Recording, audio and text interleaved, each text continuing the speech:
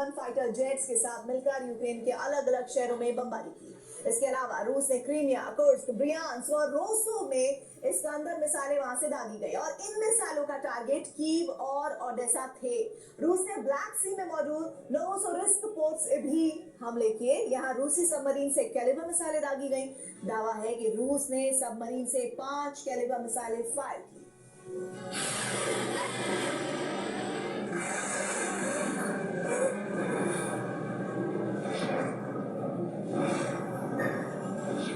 रूस का primary target Kyiv था। यहां पुतिन की सेना ने इस्कंदर मिसाइल से हमला किया।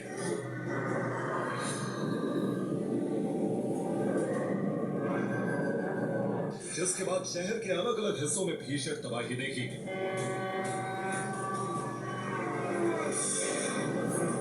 रूसी हमलों से बचने के लिए कीव के लोगों ने अंडरग्राउंड मेट्रो में शरण ली। पूरी रात हजारों लोग यहां छिपे रहे।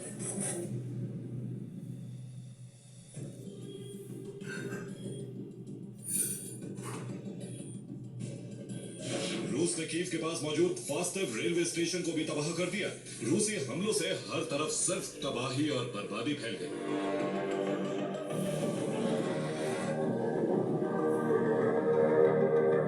रूस ने खेरसोन पर भी ड्रोन से हमला किया। रूस का टारगेट थर्मल पावर प्लांट था। हमले में प्लांट को काफी नुकसान पहुंचा। रूस ने निप्रो में मौजूद थर्मल पावर प्लांट को भी तबाह कर दिया। ज़ेलेंस्की के गृहनगर क्रीवी रीह पर भी हमले किए गए। यहां भी रूस ने थर्मल पावर प्लांट को टारगेट किया। दरअसल बीती रात यूक्रेन पर हमलों में पुतिन का प्रमुख लक्ष्य नागरिक इंफ्रास्ट्रक्चर और एनर्जी ठिकाने थे, ताकि सर्दियों में अंधेरे और ठंड के बीच यूक्रेनी नागरिकों का जीवन मुश्किल किया जा सके।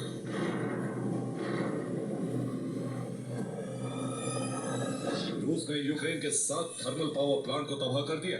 ये plant Kyiv, Dnipro, Chernihiv, Kherson, Kryvyi Rih में मौजूद थे। प्लांट तबाह होने से 50,000 से ज्यादा लोग प्रभावित हुए हैं। कई इलाकों में गैस, गर्म पानी और बिजली की सप्लाई पूरी तरह से ठप हो गई है।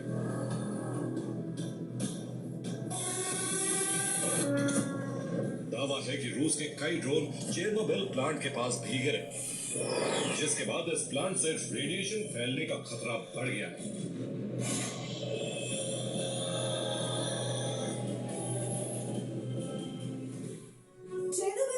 क्षतिग्रस्त रिएक्टर पर डोम बना है, जिसे NSC यानी न्यू सेफ कन्फाइनमेंट कहा जाता है। इसे एक अंदरूनी संरचना के ऊपर बनाया गया है, जिसके नीचे साल 1986 में नष्ट हुए रिएक्टर 4 का कचरा मौजूद है। इस अंदरूनी ढांचे को साल 1986 में बनाया गया था। इस कंक्रीट और स्टील के जरिए से बनाया गया। इसका निर्माण रेडिएशन रोकने के लिए किया गया था। इसके बाद साल 2019 में इसी पुराने निर्माण के ऊपर नया डोम बनाया गया। इस डोम को पूरी तरह से स्टील से बनाया गया। फरवरी 2025 में इसी डोम से रूसी ड्रोन बनाया गया था। ड्रोन से डोम को नुकसान होने का दावा किया गया था। अब दावा किया जा रहा है कि डोम ने काम करना बंद कर दिया गया है और इसी से यहाँ रेडिएशन फैलने का डर बढ़ गया है। हालांकि फिलहाल रेडिएशन का स्तर नहीं बढ़ा है।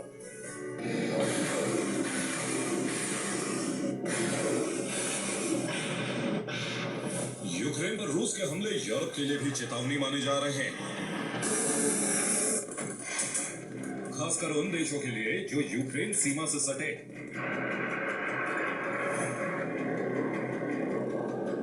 दरअसल रूसी बॉम्बर्स ने पश्चिमी यूक्रेन में मौजूद शहरों को भी निशाना बनाया।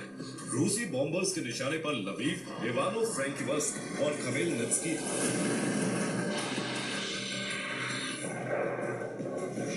इन तीनों शहरों में सबसे ज्यादा हमले लवीव पर किए गए, जिसकी वजह लवीव का पोलैंड के पूर्वी बॉर्डर से सटा होना माना जा रहा है। दावा है कि रूस ने यहां 2 अहम हथियार डिपो को तबाह कर दिया। इन हथियार डिपो में पश्चिमी देशों से मिले हथियार मौजूद थे।